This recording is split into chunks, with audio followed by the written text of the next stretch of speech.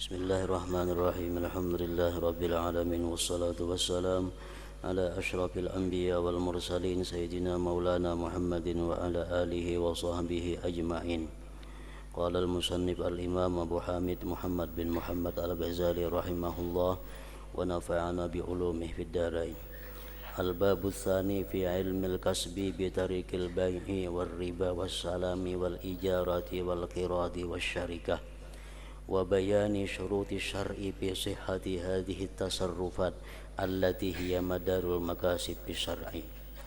I'lam anna tahsila ilmi hadzal babi wajibun ala kulli muslimin muktasib lianna talabal ilmi faridatun ala kulli muslim wa innama huwa talabul ilmi al-muhtaj ilaih wal muktasibu yahtaju ila ilmil kasbi wa mahma hasala ilmu hadzal bab waqafa ala mufsidatil muamalati fayattaqiyaha wa ma shazza anhu min al-furu'il mushkilah fayaqa'u ala sababi ishkaliha fayatawaqqafu biha ila ay yas'ala fa innahu idza lam ya'lam asbabal fasad bi ilmin jumliyyin fala yadri mata yajibu alaihi tawaqqufu was-su'al walau qala la aqdumul ilma walakinni asbiru ila an taqa'alil waqi'ah fa indaha ata'allamu wa astafti fa yuqalu lahu wa bima ta'lam wuqu'al waqi'ah mahma lam ta'lam jumala mufsidatil uqud fa innahu yastamiru fi tasarrufat wa yazunnuha sahihatan mubahah fala budda lahu min hadzal qadri min ilmi tijarah liyatamayyaza lahu mubah anil mahzur wa mawdi'ul iskal an mawdi'il wudu'.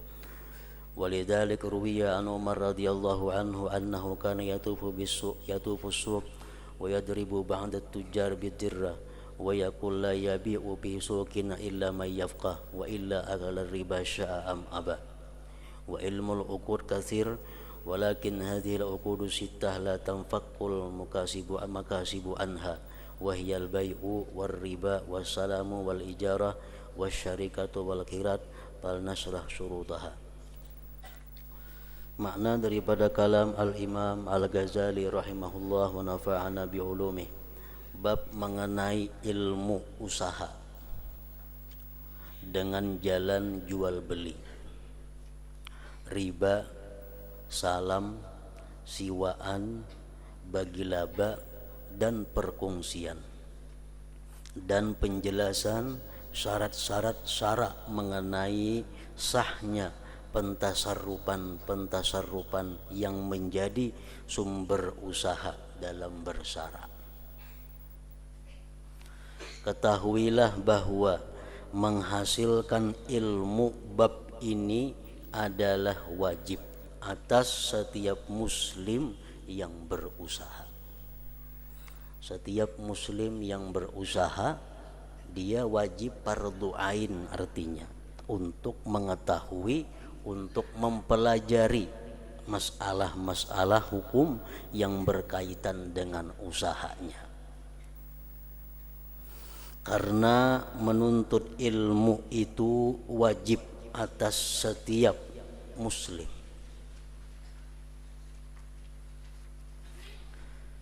Karena menuntut ilmu itu wajib atas setiap muslim, itu hanyalah menuntut ilmu yang diperlukan olehnya.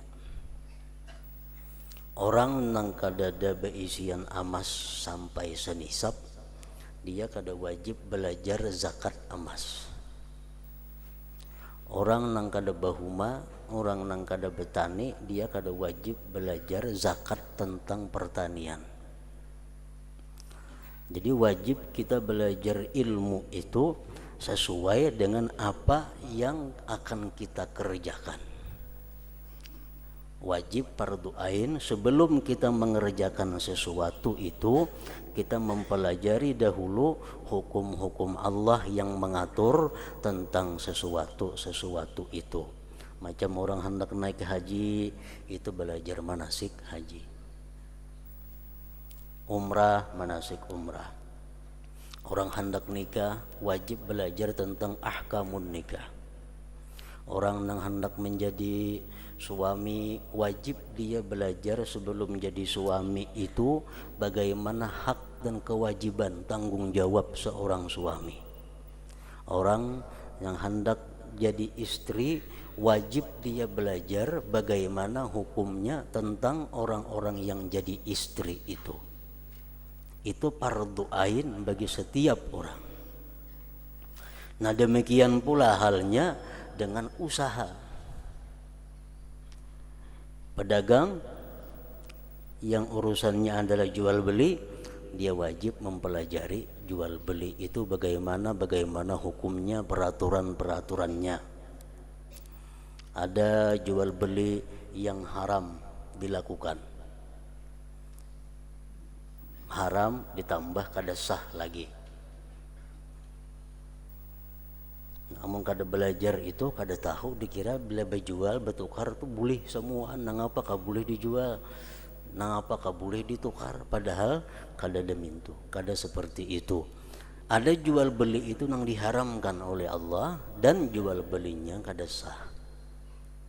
Ada jual belinya nang haram tapi hukumnya sah. Ada jual belinya nang makruh, hukumnya sah. Nah, kalau kada diketahui, kada dipelajari, pasti sekali-sekali akan terlanggar itu. Jual beli yang haram dan kada sah seperti jual beli dengan jalan riba. Jual beli dengan jalan riba itu haram dilakukan dan kada sah. Contohnya orang berhuruf sapi dengan daging. Nah, itu riba, haram dan kada sah. Kambing dapat sapi seekong berhuruf lawan daging sapikul umpamanya. Daging sapikul dihurupakan lawan seekong sapi. Berapakah timbangannya sapi ini tuh? Itu adalah jual beli nang riba. Jual beli nang kada sah lagi haram.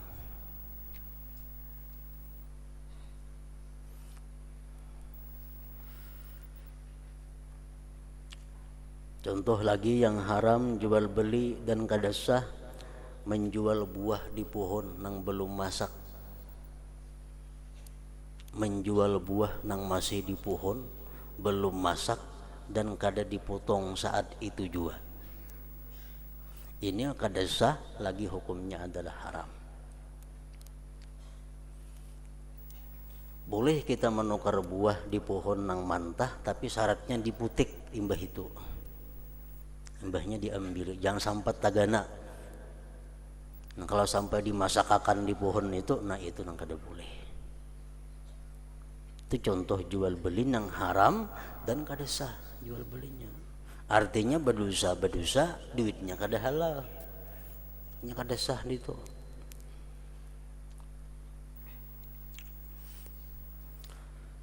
Contoh jual beli yang haram dan sah. Sah tapi haram. Dia berdosa melakukan itu walaupun jual belinya halal, tapi dosa. Contohnya menawar penawaran orang nang sudah akur. Misalnya orang berakad sudah, ini barang berapa harganya, 100.000 rupiah. 100.000 rupiah.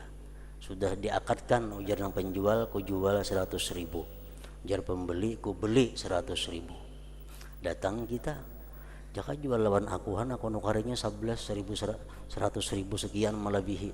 Nah, kita menggagalkan jual beli orang itu, hukumnya adalah haram. Andai kata kita berhasil membujuk orang jadi kada jadi, sah aja jual beli kita, cuma hukumnya adalah haram.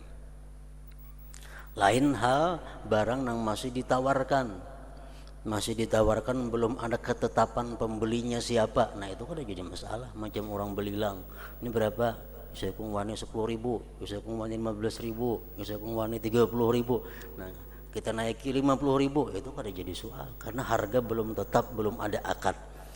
Nah ini sudah berakad orang 100.000 kita bujuki, supaya kada jadi menjual lawan kita aja melebihi pada 100.000, nah itu nang kada boleh, itu haram. Termasuk jual beli nang haram lagi sah menjual barang dengan menyembunyikan cacat, menyembunyikan barang, menjual barang menyembunyikan aibnya. Dijual, aibnya kada dijelaskan.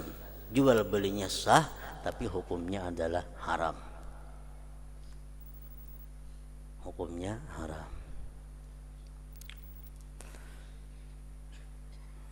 Jual beli nang sah tapi makruh. Seperti menjual senjata, pisau, mandau, parang kepada orang nang pekerjaannya perampok. Tapi kada diyakini ini segan merampok, segan kada merampok, kada tahu. Cuma orang ini mbah mau merampok gawiannya nukar parang lawan kita juali, itu makruh menurut Imam Rafi'i. Jual belinya sah namun makruh.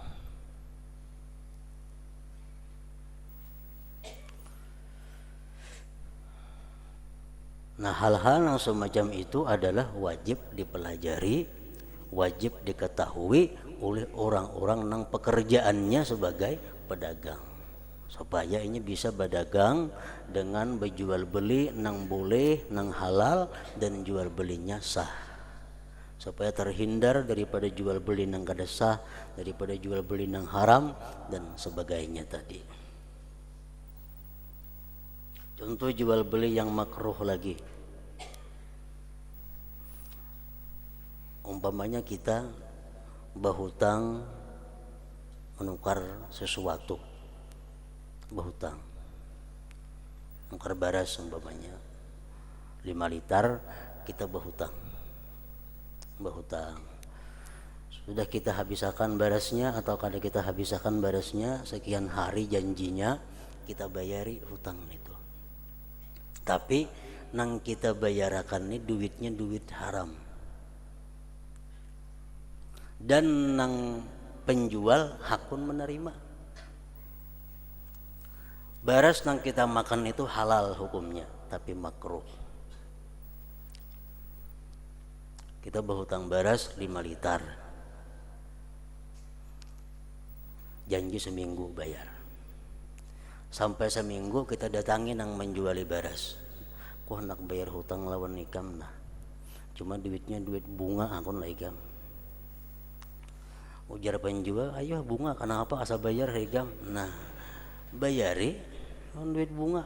Baras kita nang kita makan tuh halal, cuma makruh. Tapi bagi nang penjual tadi tetap ayahnya duit haram itu. Untuk kita sudah selamat daripada haram, turun kedudukannya kepada makruh. Asal diberitahu, kada diberitahu kada boleh. Diberitahu nukar sepeda motor, kan nukar baju, kan nukar apa, kan berhutang, tapi nya dahulu kuntan kada boleh. Berhutang dulu seminggu 2 hari kan, 2 jam ka berhutang. Asal berhutang, kayaknya membayari pada hakan duitnya ada, cuman duit kada karuan akun lah. Belinya akun aja kada jadi masalah. Artinya halal kita menggunakan barang itu.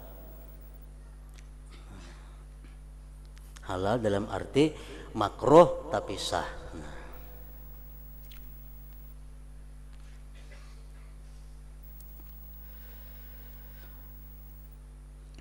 Orang yang berusaha itu memerlukan kepada ilmu usaha. Dan manakala ia mendapat ilmu ini, sudah mengaji artinya ilmu usaha, maka ia berhenti pada muamalah, pada jual beli contohnya yang rusak. Lalu ia menjauhinya karenanya tahu, oh ini kada sah macam ini. Dan apa yang jarang daripadanya yaitu cabang-cabang yang sulit, maka terjadi sebab kesulitannya, maka ia berhenti padanya sampai ia bertanya. Mengaji ilmu masalah dagang itu artinya cukup garis besarnya. Kada usah mengaji ilmu dagang sedetail-detailnya, sehalus-halusnya, kada usah. Kayaknya nyaman aja nang ganalnya dahulu belajar sambil berdagang, karena nang halusnya bila kada dapat takunakan, nah kayak itu maksudnya. Jadi kada usah sampai alim banget dulu hanya berdagang lah, kada macam itu. Dan apa yang jarang daripadanya yaitu cabang-cabang yang sulit, hukum-hukum dagang nang jarang diketahui, nang jarang terjadi, yang sulit, maka terjadi sebab kesulitannya, maka ia berhenti padanya sampai ia bertanya. Karena apabila ia tidak mengetahui sebab-sebab kerusakan dengan ilmu secara jumlah, maka ia tidak mengetahui kapan wajib atasnya untuk berhenti dan bertanya.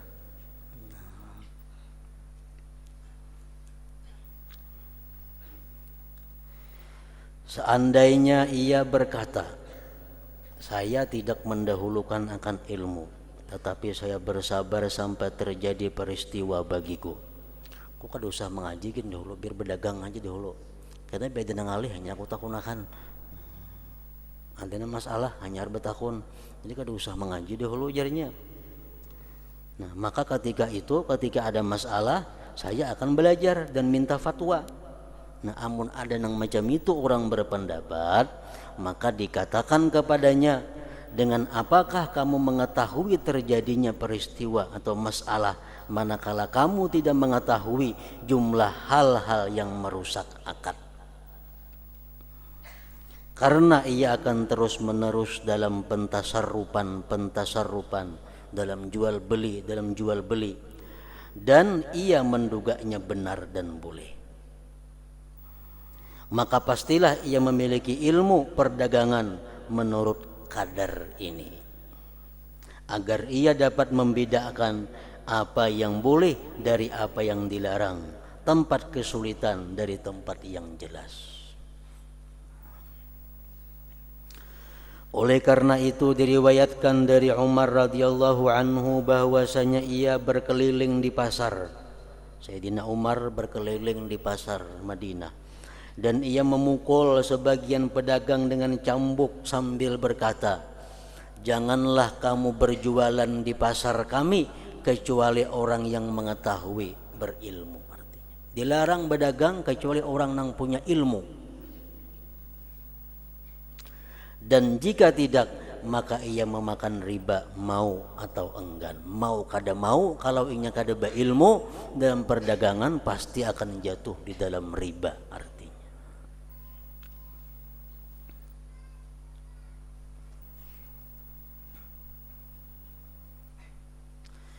Ilmu akad itu banyak, tetapi 6 akad ini usaha itu tidak terlepas daripadanya. Macam-macam bisnis itu banyak, tapi ada 6 bisnis yang biasanya orang kada terlepas, yaitu jual beli, riba, salam, pesanan artinya, siwa menyiwa, syarikat perkongsian, dan kirat bagi laba, bagi untung. Maka kami uraikan syarat-syaratnya. Bagaimana jual beli, apa yang disebut dengan riba, kayak apa orang cara memesan barang, kayak apa orang siwa besiwa, kayak apa orang berkongsi, kayak apa orang bagi untung perdagangan.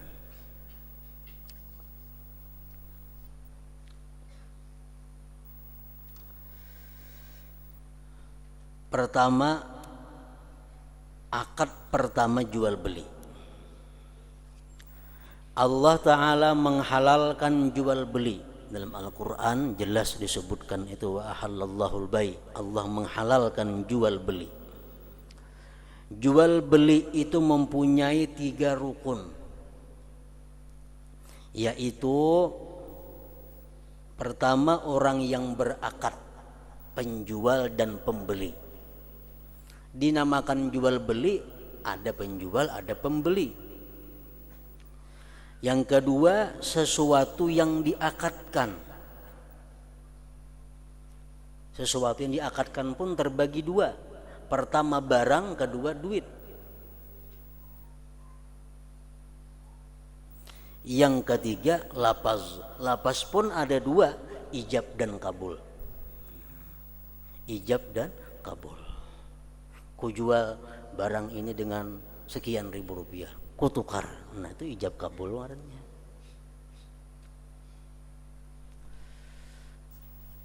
Jadi rukun jual beli itu kalau dirinciakan ada 6.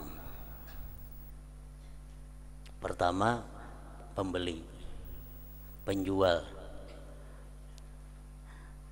Kedua penjual, ketiga barang, keempat harga, kelima ijab, keenam kabul. Itu semuaan ada syarat-syaratnya. Orang nang jadi penjual apa syaratnya, nang berhak membeli apa syaratnya, barang nang kawa dijual apa syaratnya, nang kawa dibayarakan apa syaratnya, ijab kayak apa kata-katanya, kabul kayak apa kata-katanya. Nah itu semuaan diatur. Jadi orang nang berjual beli wajib mengetahui dahulu rukun jual beli itu ada 6 perkara. Namun disingkat jadi 3. Rukun yang pertama orang yang berakad. Orang yang berakad artinya penjual dan pembeli. Semestinya bagi orang yang berakad untuk tidak bermuamalah, untuk tidak bekerja sama dengan jual beli kepada 4 orang. 4 orang ini kada sah jadi penjual, 4 orang ini kada sah jadi pembeli. Yaitu anak kecil, anak yang belum balik, walaupun cerdas orangnya, walaupun pintar orangnya, tapi belum balik. Kada kawa disuruh tunggu kios, kada kawa disuruh tunggu warung, kada kawa disuruh nukar gula, kada kawa disuruh nukar teh, kada kawa. Anak nang belum balik, anak kecil.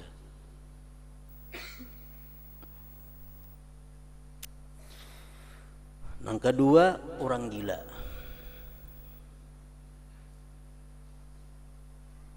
Yang ketiga hamba sahaya.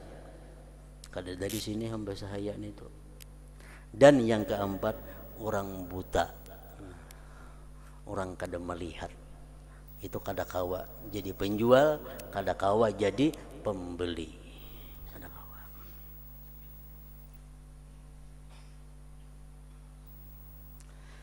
Karena anak kecil itu tidak mukallaf, belum balik. Demikian juga orang gila, kada mukallaf juga. Jual beli kedua orang itu batil, kada kawa. Lihat di kios orangnya kakanakan, jangan ditukari. Kada sah jual beli kita. Bila kada sah jual beli, kada kau dimakan apa nang ditukar lagi. Ampun orang ngarannya.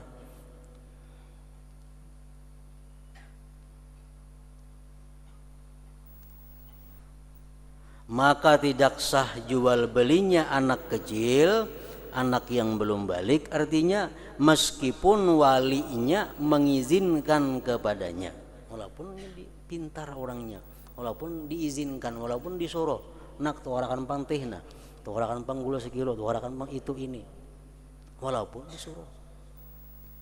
Menurut Imam Syafi'i rahimahullah dan Imam Malik itu juga pendapatnya.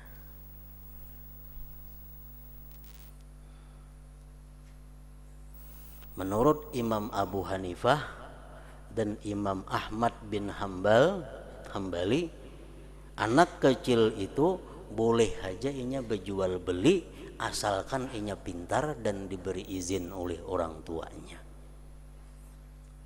Untung ada mazhab yang membolehkan itu. Nah, maka itu ujar Nabi kita, ikhtilaful a'immah rahmatun lil ummah. Khilafnya para imam itu membawa rahmat bagi umat. Jakanya kada mazhab Abu Hanifah kada kawa kakanakan bulanjan apa-apa kada kawainya kada boleh tuh bang, mesti orang tuanya makan turun ke tanah. Nah cuma ada mazhab Abu Hanifah ini kita bisa taklid ke situ, bisa umpat ke situ. Kita suruh anak kita nukar anu asalnya mengerti, asalnya bisa. Nah, anak kalau disuruh jaga kios, jaga warung, jaga toko, muninya bisa. Jadi itu mazhab yang membolehkan mazhab Imam Abu Hanifah.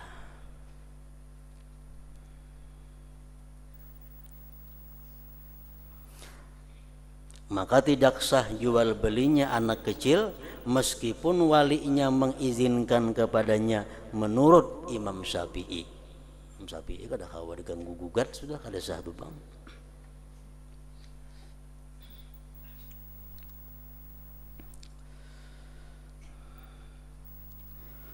Dan apa yang diambil dari keduanya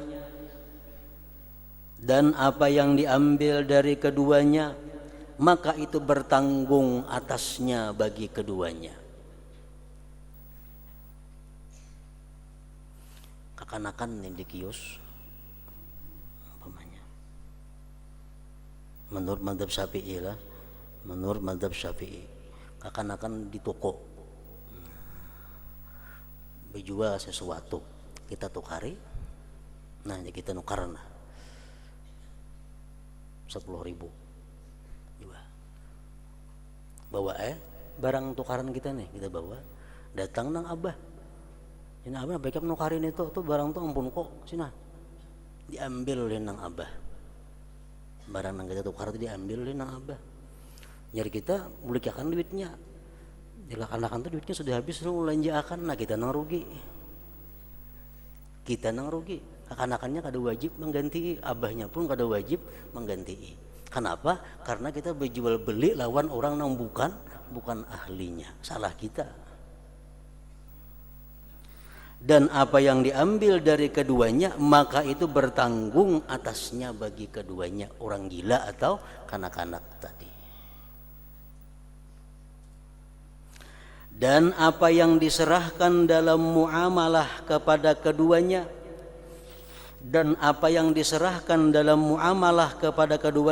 kanak-kanak atau orang gila lalu hilang di tangan keduanya, maka itu sesuatu yang disia-siakan. Kita menjuali kekanakan umpamanya gula, juali kekanakan gula, datang abahnya atau mamanya, anakku teh salah tukar, kada kusuruh nukar gula, kata nukar teh, mana duitnya sini aja nang mama. Jadi kita mana gulanya, jadi anak habis belum buang sudah gulanya, nah kita nang rugi. Kita kada kau mengganti lawan orang tuanya minta ganti, kada kawa lawan kekanakannya kada kau minta ganti. Kenapa? Karena kita menjuali orang nang kada boleh dijuali. Jadi seolah-olah kita seorang nang menyia-nyiakan harta kita itu. Dan apa yang diserahkan dalam muamalah kepada keduanya kanak-kanak atau orang gila lalu hilang di tangan keduanya, maka itu sesuatu yang disia-siakan ngarannya.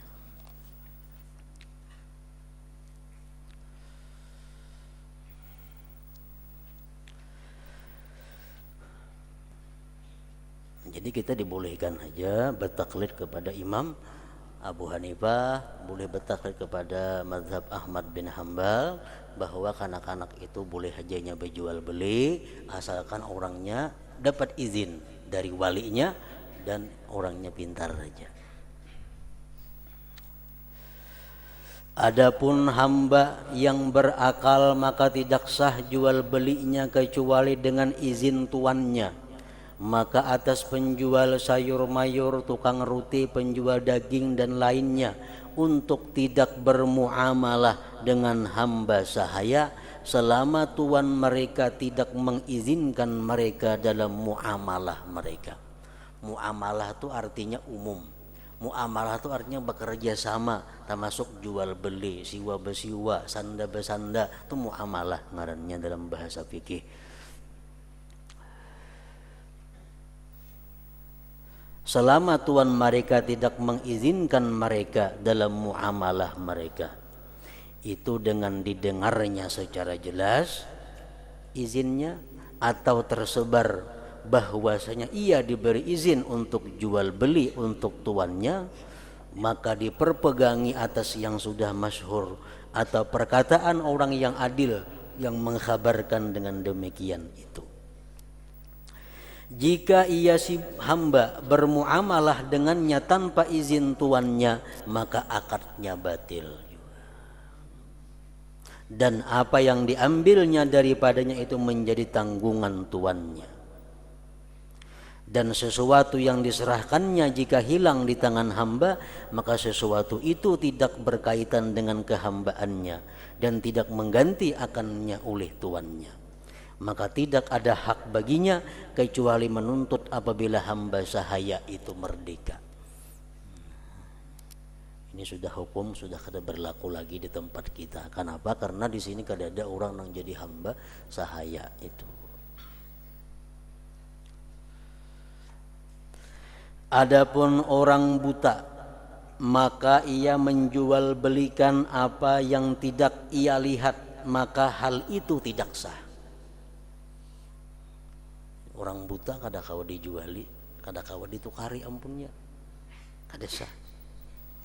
Dan hendaklah ia disuruh untuk mewakilkan kepada orang yang melihat untuk membelikannya atau menjualkannya. Walaupun hafal duit 100.000, bila kaya ini 50.000, bila kaya ini 100.000, walaupun hafal tetap kada kawa.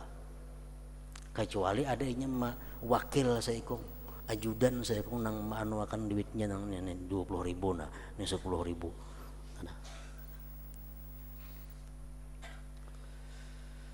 Dan hendaklah ia disuruh untuk mewakilkan kepada orang yang melihat untuk membelikannya atau menjualkannya. Maka perwakilan itu sah, dan sah pula jual beli wakilnya itu. Jika pedagang itu mengerjakan sendiri, maka muamalah itu fasid, rusak artinya, kada sah. Dan apa yang diambil daripadanya itu menjadi tanggungan dengan harganya, dan apa yang diserahkan kepadanya juga menjadi tanggungan dengan harganya. Nah, pendapat Imam Malik itu hanya Syafi'i. Hanya Imam Syafi'i yang mengatakan bahwa jual beli dengan orang buta itu kada sah. Kalau pendapat mazhab Malik, Imam Ahmad bin Hambal, Imam Abu Hanifah, boleh saja kita jual beli dengan orang buta kalau dijelaskan barangnya. Kalau dijelaskan.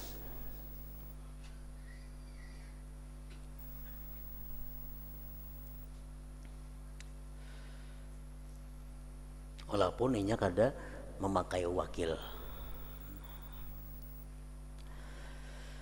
Adapun orang kafir, orang nang kada beragama Islam, maka boleh bermuamalah akan dia. Boleh kita berjual beli lawan orang kafir, boleh. Kita siwa bersiwa lawan orang kafir, boleh. Kita sanda bersanda dengan orang kafir, boleh. Kita pinjam meminjam dengan orang kafir, boleh. Adapun orang kafir maka boleh bermuamalah akan dia.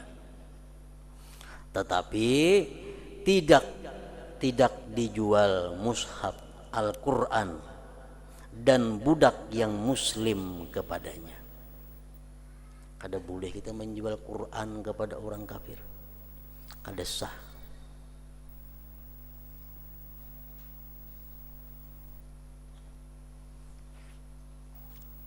Atau budak yang Islam dijual kepada orang kafir, kada boleh.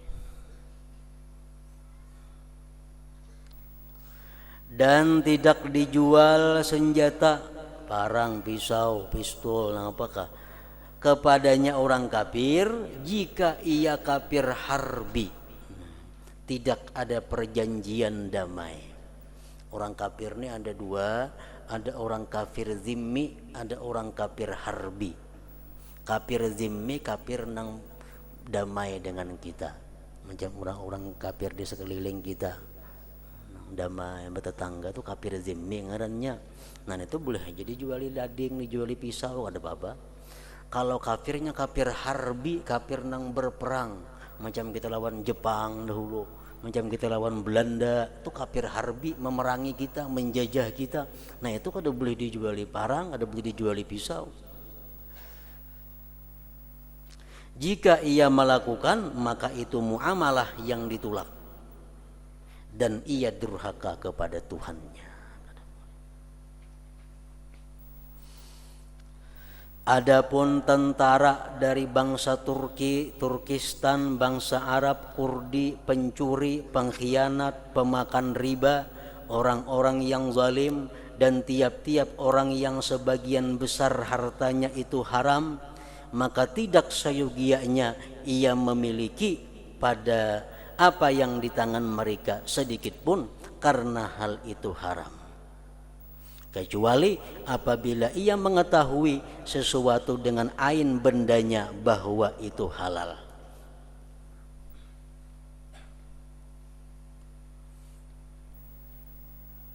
Orang yang kita ketahui dengan jelas bahwa usaha orang itu adalah usaha haram, atau orang yang kita ketahui bahwa usaha orang itu lebih banyak haramnya daripada halalnya.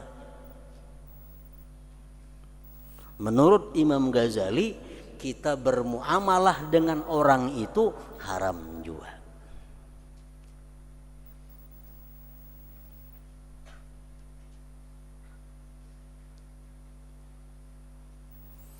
Contohnya, orang umpamanya bagawi, orang ini jadi pegawai, jadi pekerja di perusahaan atau di lembaga yang dilarang Allah. Otomatis inya makan gaji dari pekerjaan yang dilarang oleh Allah, kan haram. Gawian lainnya kada ada lagi orang itu lain pada pegawai itu. Nah, hendak ngukar baju lawan kita, boleh kada dijuali? Kada boleh. Kada boleh. Kenapa? Karena kita tahu orang itu pegawai daripada pabrik nang haram. Orang itu pegawai dari lembaga nang haram, nang hasil duitnya duit nang haram. Sedangkan inya gawian lain, kada ada lain pada itu. Nah, kada boleh kita bekerja sama lawan inya.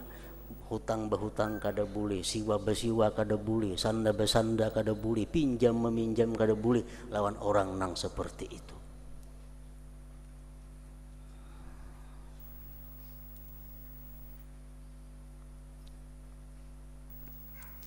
Nah, jadi itu pendapat para imam-imam ini, Imam Ghazali antara lain. Nah, yang kedua, andai kata orang itu ada punya pekerjaan, tapi pekerjaannya orang ini pegawai yang haram, pegawai dari tempat yang haram, tapi nya ada duit lain dapat, nya lain pada itu ada gawiannya yang halal, ada gawian halal ada, tapi banyaknya itu banyak yang haram itu, yang halalnya sedikitannya. Nah, kayak apa inya mun hendak bertukar lawan kita? Kada boleh juga dijuali, kecuali kita yakin bahwa duit nang diunjuknya lawan kita itu duit nang dari yang halal itu.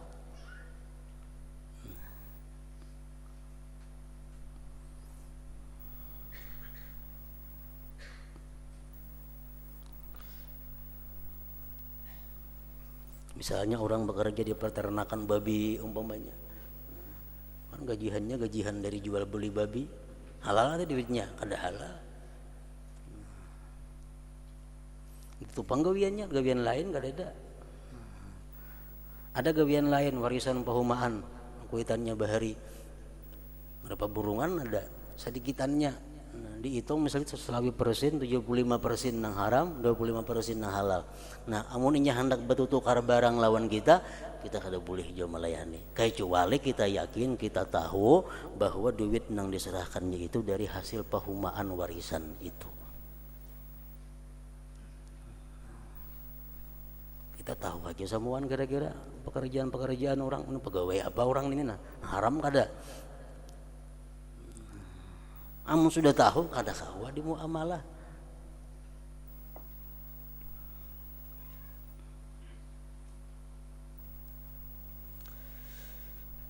Ini pendapat Imam Ghazali.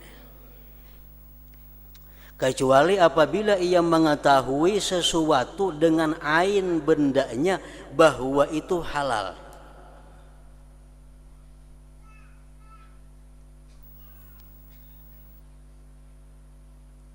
Ada lagi pendapat Imam Rafi'i rahimahullah dan Imam Darimi. Ini kebalikan pendapat itu. Kita makruh bekerja sama dengan orang yang punya penghasilan sebagian besar haram. Makruh, kada haram. Kecuali kita tahu nang diunjuknya lawan kita itu nang haram, nah hanyar haram. Bila kada tahu makruh aja. Kan taringan pada Imam Ghazali tadi, tak inting sedikit. Imam Ghazali tadi mengatakan kita haram mutlak, kecuali tahu nang diunjuknya itu halal. Imam Rafi'i sedikit belain, makruh aja kecuali tahu itu nang haram, nah hanyar haram. Nah cuma wara menghindari yang demikian itu. Wara menghindari yang demikian itu. Kalau kita jadi pedagang nang wara umpamanya, pedagang nang wara, ada orang nang betul tukar barang lawan kita, oh orang ini pegawai ini, wah kada kawa dijuali, tutup toko. Wara bang.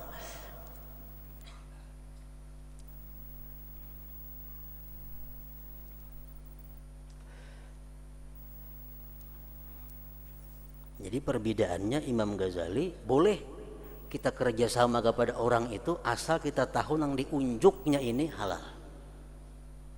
Imam Rafi'i makruh kecuali yang diunjuknya itu haram, hanyar haram. Nah, kedua-duanya boleh diikut. Umpat Imam Rafi'i kada dilarang, umpat Imam Ghazali bagus. Tapi kalau kita hendak jadi orang wara, ya umpat pendapat Imam Ghazali tadi.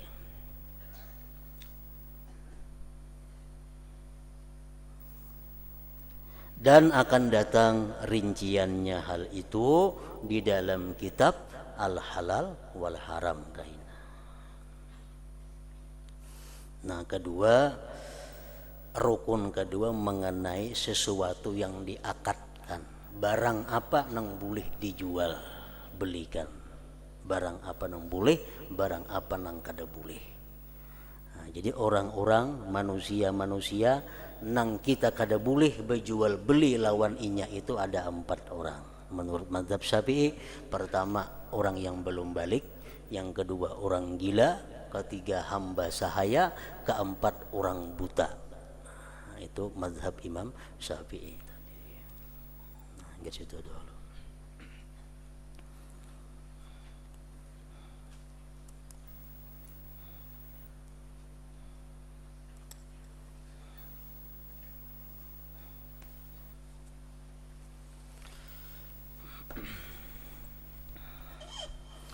أفضل الذكر فاعلم أنه لا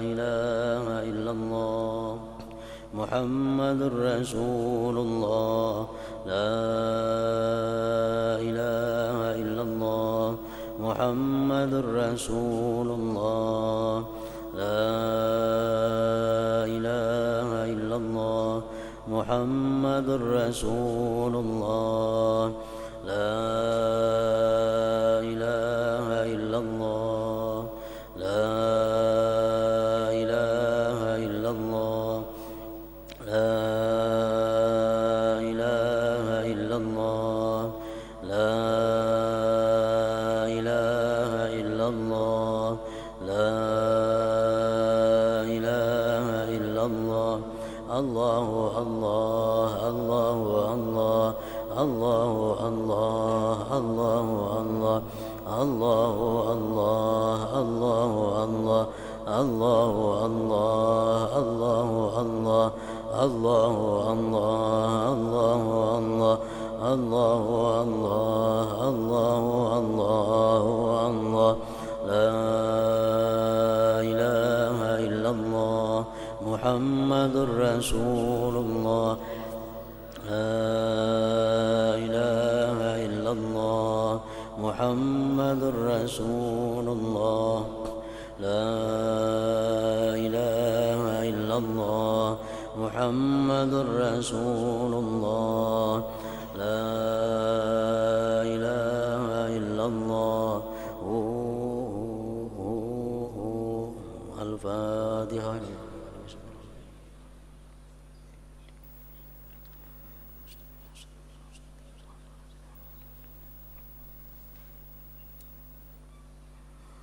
يا أيها الرجل منه شفاعة صلوا عليه وسلموا تسليما.